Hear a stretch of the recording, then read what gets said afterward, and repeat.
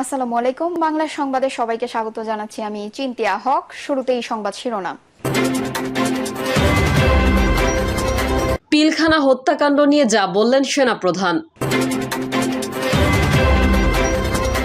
আসিফ মাহফুজও পদত্যাগ করবেন কিনা যা জানালেন নাহিদ। শেখ হাসিনার নেতৃত্বে পিলখানা হত্যাযোগ্য বললেন ফখরুল। মালদ্বীপে কাগজপত্রহীন বাংলাদেশিদের বৈধ করার অনুরোধ প্রধান উপদেষ্টার। এবং সর্বশেষ জানাবো নাহিদের স্থলে কে হচ্ছেন পরবর্তী উপদেষ্টা। এতক্ষণ শুনছিলেন সংবাদ শিরোনাম, এবারে বিস্তারিত। পিলখানা হত্যাকাণ্ড নিয়ে যা বললেন সেনাপ্রধান জেনারেল ওয়াকারুজ্জামান বলেছেন, একটা জিনিস আমাদের সবসময় মনে রাখতে হবে, এই বর্বরতা কোনো সেনা সদস্য করে নাই। এই ঘটনার সম্পূর্ণটাই তদানীতন বিডিআর এর সদস্য দ্বারা সংঘটিত। Full stop. এখানে কোনো ইফ এবং বাট নাই। তিনি বলেছেন, এখানে যদি ইফ এবং বাট আনেন তাহলে এখানে যে বিচারিক কার্যক্রম হয়েছে 16 থেকে 17 বছর ধরে যারা জেলে আছেন, যারা কনভিক্টেড, সেই বিচারিক প্রক্রিয়া ব্যাহত হবে। এই জিনিসটা আমাদের খুব পরিষ্কার করে মনে রাখা প্রয়োজন। মঙ্গলবার জাতীয় শহীদ সেনা দিবসে মহাখালীর রাওয়া ক্লাবে আয়োজিত ফটো এক্সিবিশনে তিনি এসব কথা বলেন। সেনাপ্রধান বলেন, আজকে একটি বেদনা বিধুর দিবস।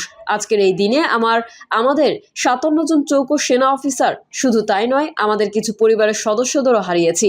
এখানে আসার সময় আমি ছবিগুলো দেখেছিলাম। আপনারা এই ঘটনার ছবিগুলো দেখেছেন, কিন্তু এগুলো সব আমার নিজ চোখে দেখা। আমি একজন চাক্ষুষ সাক্ষী এই সব বর্বরতার। পিলখানা হত্যাকাণ্ড নিয়ে সেনাপ্রধান বলেন, যেসব সদস্য শাস্তি পেয়েছে তারা শাস্তি পাওয়ার যোগ্য। এখানে কোনো রাজনৈতিক নেতা যুক্ত ছিলেন কিনা, বাইরের কোনো শক্তি যুক্ত ছিল কিনা, সেটার জন্য কমিশন করা হয়েছে। কমিশনের চেয়ারম্যান এখানে আছেন, তিনি এসব বের করবেন এবং আপনাদের জানাবেন।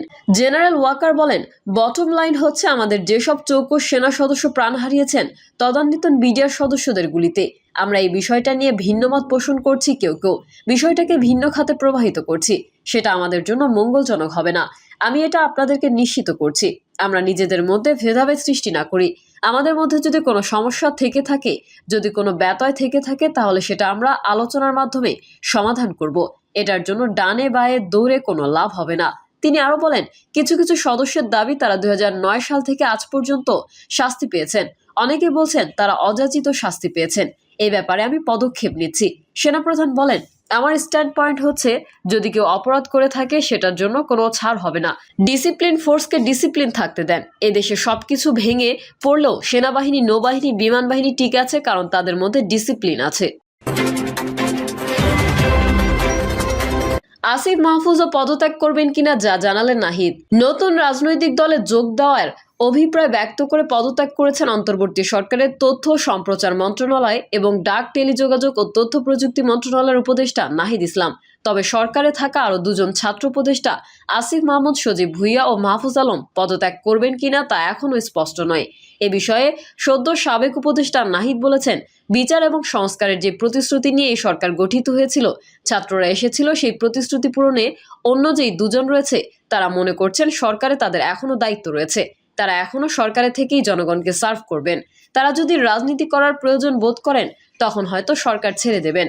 নাহিদ বলেন, ছাত্র জনতার যে শক্তিতে স্বৈরাচারী সরকারের পতন হয়েছে সেই শক্তিকে সংযত করতে আমি মনে করছি যে সরকারের থেকে সরকারের বাইরে রাজপথে আমার ভূমিকা বেশি হবে, এবং আমরা বাইরে যারা আমাদের সহযোদ্ধা রয়েছেন তারাও এটিই চান। সেই পরিপ্রেক্ষিতে আমি আজ পদত্যাগপত্র জমা দিয়েছি। তিনি বলেন, গত 6 মাসে আমি এবং আমরা আমাদের জায়গা থেকে চেষ্টা করছি কাজ করে যাওয়ার। তবে সরকারে থাকা আরো দুজন ছাত্র উপদেষ্টা আসিফ মাহমুদ, সজীব ভুইয়া ও মাহফুজ আলম পদত্যাগ করবেন কিনা তা এখনো স্পষ্ট নয়। এ বিষয়ে সদ্য সাবেক উপদেষ্টা নাহিদ বলেছেন, বিচার এবং সংস্কারের যে প্রতিশ্রুতি নিয়ে এই সরকার গঠিত হয়েছিল, ছাত্ররা এসেছিল, সেই প্রতিশ্রুতি পূরণে অন্য যেই দুজন রয়েছেন তারা মনে করছেন সরকারে এখনো তাদের দায়িত্ব রয়েছে। তারা এখনো সরকারে থেকেই জনগণকে সার্ভ করবেন। তারা যদি রাজনীতি করার প্রয়োজন বোধ করেন তখন হয়তো সরকার ছেড়ে দেবেন।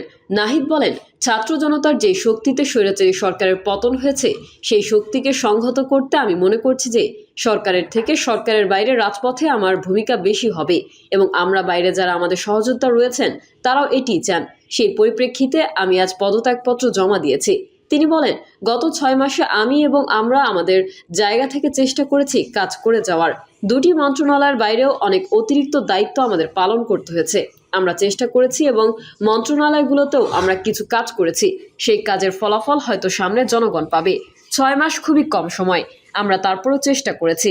আমার কাজ ও ফলাফল জনগণ মূল্যায়ন করবে। আজ থেকে আমি সরকারের কোনো দায়িত্বে নেই। সাংবাদিকদের এক প্রশ্নের জবাবে সদ্য সাবেক এই উপদেষ্টা বলেন, আমার পরে কে দায়িত্ব নেবে সেটা উপদেষ্টা পরিষদই ঠিক করবে। আমি আমার জায়গা থেকে মনে করেছি আমাকে বাইরে প্রয়োজন। এখনো আমাদের গণঅভ্যুত্থানের আকাঙ্ক্ষা বাস্তবায়িত হয়নি। বিচার এবং সংস্কারের যে প্রতিশ্রুতি নিয়ে এই সরকার গঠিত হয়েছিল, ছাত্ররা এসেছিল সেই প্রতিশ্রুতি পূরণে। অন্য যেই দুজন রয়েছেন তারা মনে করছেন সরকারে তাদের এখনো দায়িত্ব রয়েছে। তারা এখনো সরকারে থেকেই জনগণকে সার্ভ করবেন। তারা যদি রাজনীতি করার প্রয়োজন বোধ করেন তখন হয়তো সরকার ছেড়ে দেবেন। অপর এক প্রশ্নের জবাবে তিনি বলেন, নতুন যে রাজনৈতিক শক্তি এবং দল গঠন হচ্ছে সেখানে অংশগ্রহণ করতে আমার অভিপ্রায় আছে। জনগণের সঙ্গে মিশে আবারও জনগণকে ঐক্যবদ্ধ করা এবং আমাদের যে গণঅভ্যুত্থান এর যে প্রতিশ্রুতি সেটা বাস্তবায়নে মাঠে থেকে কাজ করার লক্ষ্যে আমি সরকার থেকে পদত্যাগ করেছি। শেখ হাসিনার নেতৃত্বে পিলখানায় হত্যাযোগ্য বললেন ফখরুল। সাবেক প্রধানমন্ত্রী শেখ হাসিনার নেতৃত্বে আওয়ামী লীগের যোগসূত্রে 2 দিন ধরে পিলখানায় হত্যাযোগ্য চালানো হয় বলে অভিযোগ করেছেন বিএনপি মহাসচিব মির্জা ফখরুল ইসলাম আলমগীর। তিনি বলেন, দিনটিকে জাতীয় দিবস করায় আমরা সরকারকে ধন্যবাদ জানাই। নিহত সেনা সদস্যদের স্বজনদের প্রতি সমবেদনা জানাই। আশা করব এটার পূর্ণাঙ্গ তদন্ত করে যারা দায়ী তাদের শাস্তি নিশ্চিত করা হবে। আমরা স্বাধীনতার প্রশ্নে যেন আপোষ না করি। মালদ্বীপে কাগজপত্রহীন বাংলাদেশিদের বৈধ করার অনুরোধ প্রধান উপদেষ্টার। মালদ্বীপে বসবাসরত কাগজপত্রহীন প্রবাসী বাংলাদেশিদের বৈধ এবং বাংলাদেশ থেকে আরও জনশক্তি নিয়োগের জন্য সেই দেশের সরকারকে বিবেচনার জন্য অনুরোধ করেছেন প্রধান উপদেষ্টা ডক্টর মোহাম্মদ ইউনূস। মঙ্গলবার রাষ্ট্রীয় অতিথি ভবন যমুনায় প্রধান উপদেষ্টার সঙ্গে মালদ্বীপের হাইকমিশনার শিওনিয়েন রশিদ সৌজন্য সাক্ষাৎকালে তিনি এই অনুরোধ করেন। মালদ্বীপে মূলত পর্যটন ও মৎস্য শিল্পে কাজ করছেন প্রবাসী বাংলাদেশিরা। দেশটিতে উল্লেখযোগ্য সংখ্যক বাংলাদেশি চিকিৎসকও কাজ করছেন। হাইকমিশনার প্রধান উপদেষ্টাকে ধন্যবাদ জানিয়ে বলেন, মালদ্বীপের শিক্ষার্থীরা বর্তমানে বাংলাদেশের বিভিন্ন শিক্ষা প্রতিষ্ঠানে বিশেষ করে চিকিৎসা শিক্ষায় পড়াশোনা করছে। প্রধান উপদেষ্টা বলেন, মালদ্বীপ থেকে আরও শিক্ষার্থীকে স্বাগত জানাতে বাংলাদেশ প্রস্তুত। বাংলাদেশের প্রথম কূটনীতিক হিসেবে দায়িত্ব পালনকারী হাইকমিশনারকে অভিনন্দন জানান প্রধান উপদেষ্টা। প্রফেসর ইউনূস আশা প্রকাশ করেন, বাংলাদেশে তার অবস্থানকালে 2 দেশের সম্পর্ক আরও জোরদার হবে। হাইকমিশনার শিওনিয়েন রশিদ বলেন, সাম্প্রতিক সময়ে বাংলাদেশ ও মালদ্বীপের মধ্যে বাণিজ্যিক সম্পর্ক বৃদ্ধি পেয়েছে। তিনি বলেন, ওষুধ সহ বাংলাদেশ থেকে আমাদের আমদানি বৃদ্ধি পেয়েছে এবং মালদ্বীপের উন্নয়ন দৃষ্টিভঙ্গি 2 দেশের মধ্যে সহযোগিতার আরও সুযোগ সৃষ্টি করবে বলে তিনি আশা প্রকাশ করেন। তিনি বলেন, কিছু বাংলাদেশি কোম্পানি মালদ্বীপে ব্যবসা শুরু করেছে এবং মালদ্বীপের উন্নয়ন দৃষ্টিভঙ্গি 2 দেশের মধ্যে সহযোগিতার আরও সুযোগ সৃষ্টি করবে বলে তিনি আশা প্রকাশ করেন। তিনি বলেন, কিছু বাংলাদেশি কোম্পানি মালদ্বীপে ব্যবসা শুরু করেছে এবং গত বছর মালদ্বীপে বাংলাদেশি পর্যটকের সংখ্যা 17.5% বৃদ্ধি পেয়েছে। হাইকমিশনার জলবায়ু পরিবর্তনের প্রভাব প্রমোশনে প্রচারণার ভূমিকা রাখার জন্য প্রধান উপদেষ্টাকে ধন্যবাদ জানান। তিনি বলেন, জলবায়ু পরিবর্তন মোকাবেলায় আপনার অঙ্গীকারে আমরা সত্যি উৎসাহিত এবং মালদ্বীপ জলবায়ু পরিবর্তন ইস্যুকে বাংলাদেশের সঙ্গে সহযোগিতা অব্যাহত রাখতে চায়।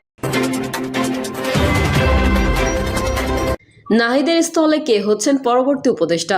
অন্তর্বর্তী সরকারের তথ্য ও সম্প্রচার মন্ত্রণালয় এবং ডাক, টেলিযোগাযোগ ও তথ্য প্রযুক্তি মন্ত্রণালয়ের উপদেষ্টা পদ থেকে পদত্যাগ করেছেন মোহাম্মদ নাহিদ ইসলাম।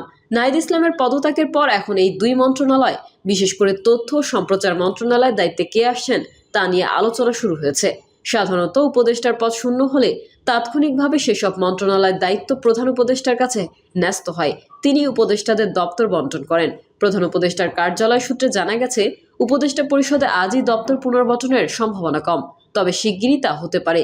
নাহিদ ইসলাম সংবাদ সম্মেলনে বলেছেন, আমার পরে কে দায়িত্ব নেবে সেটা ক্যাবিনেটের পরবর্তী সভায় ক্যাবিনেটই ঠিক করবে। এদিকে সরকারি একটি সূত্র জানিয়েছে, তথ্য ও সম্প্রচার মন্ত্রণালয়ের উপদেষ্টা পদে সরকারের আরেক উপদেষ্টা মোহাম্মদ মাহফুজ আলম আসতে পারেন বলে আলোচনা হচ্ছে, তবে চূড়ান্ত সিদ্ধান্ত এখনো জানা যায়নি। মাহফুজ আলম গত বছরের 10ই নভেম্বর উপদেষ্টা হিসেবে শপথ নেন, তবে তিনি কোনো মন্ত্রণালয়ের দায়িত্বে ছিলেন না। এর আগে অন্তর্বর্তী সরকার গঠনের 20 দিনের মাথায় 28শে আগস্ট প্রধান উপদেষ্টার বিশেষ সহকারী হিসেবে তাকে নিয়োগ দেওয়া হয়েছিল। ঢাকা বিশ্ববিদ্যালয়ের আইন বিভাগ থেকে স্নাতক করছেন তিনি। প্রিয় দর্শক, এই ছিল এখনকার সর্বশেষ সংবাদ। আপডেট ও সংবাদ পেতে চ্যানেলটি সাবস্ক্রাইব করে বেল আইকনটি ক্লিক করুন। কমেন্টে আপনার মতামত জানিয়ে আমাদের সাথেই থাকুন। ধন্যবাদ সবাইকে। আল্লাহ হাফেজ।